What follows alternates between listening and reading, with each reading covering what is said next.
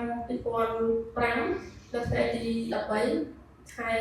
6 ហើយមានការទទួលស្គាល់ពីអាជ្ញាធរភូមិស្រុកនោះ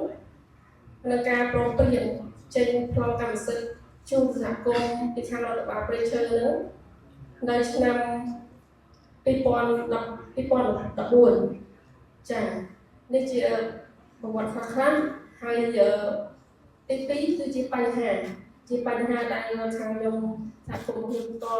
រួមជួយប្រទេសនោះគឺមានការឈូសឆាយព្រៃឈើដែលពីខាងក្រុមហ៊ុនវិនិយោគអញ្ចឹងពេលដែលជួបការឈូសឆាយនោះសហគមន៍របស់ខ្ញុំនោះមានបញ្ហាខ្លាំងដោយសារទី1ខ្វះការទទួលបានព័ត៌មានចា៎ហើយគណៈកម្មការនោះអត់មានភាពក្លាហានក្នុងការស្នើសុំព័ត៌មានទេមួយទៀតគឺអត់មានអ្នកប្រឹក្សាការផ្ដល់ព័ត៌មានជាក់លាក់ដោយខាងអង្គការព័ត៌មាននិយាយមិនចឹងខ្វះអ្នកប្រឹក្សាយោបល់ពីការផ្ដល់ព័ត៌មានជាក់លាក់គាត់ខ្វះភាពក្លាហានបើដឹងជាស្នើទៅខាងណាហើយព័ត៌មានដែលគាត់ចង់ស្នើសុំទៅតើអាចប៉ះពាល់អីដល់សុខភាពគាត់អត់អញ្ចឹងម្នាក់គឺអត់ហ៊ាន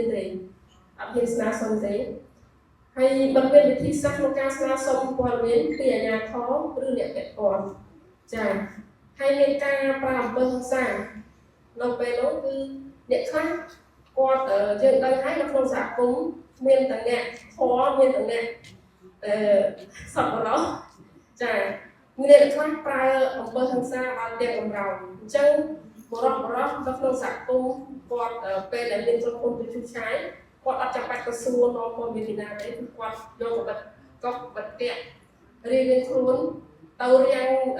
គ្រឿងចាក់គេក៏មិនឲ្យទៅឈូសឆាយទេចា៎វាជាបញ្ហាហើយមួយទៀតនោះมันមានទំនុកចិត្តក្នុងការស្នើសុំព័ត៌មានអត់មានទំនុកចិត្តទេថាគាត់ទៅស្នើសុំព័ត៌មាននឹងបានឬក៏អត់ចា៎អញ្ចឹង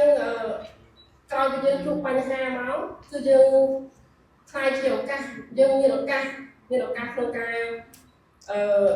ចូលរួមជាមួយអង្គការ API ហើយខ្ញុំក៏សូមជួបមកឲ្យសហគមន៍របស់ខ្ញុំទាំងមូលនៅក្នុងខេត្តពោធិ៍សាត់ដែលអង្គការ API គាត់តែងតែផ្ដល់ឱកាសឲ្យគណៈកម្មការនិងសមាជិកមានឱកាសក្នុងការចូលរួមវគ្គបណ្ដុះបណ្ដាលចា៎ចូលរួមក្នុងវគ្គបណ្ដុះបណ្ដាលឲ្យគណៈកម្មការបានចូលរួមវគ្គបណ្ដុះបណ្ដាលដែលពិសិដ្ឋទទួលបានព័ត៌មាននិងស្វែងរកមតិការគ្រប់គ្រងតាមរយៈវេទិកា